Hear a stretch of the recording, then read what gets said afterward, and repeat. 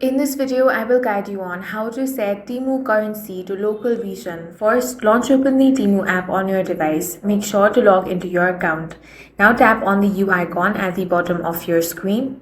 Once you get here, you want to tap on this gear icon to open up settings. Now scroll down and find the option of currency. Go ahead and select that. Now, if your local currency is listed here, simply choose it. If not, then make sure that location services are enabled on your device. Then reopen the app. Temu may automatically detect your region and display the local currency. If you're not happy with this, you can directly change the country and region. For example, if you select United Kingdom, Temu will automatically show pounds in the currency option. After that, the app will show prices in your chosen or detected local currency. And that's how you can set Temu currency to your local region. If you found this video useful, make sure to hit the like button and subscribe for more videos like this.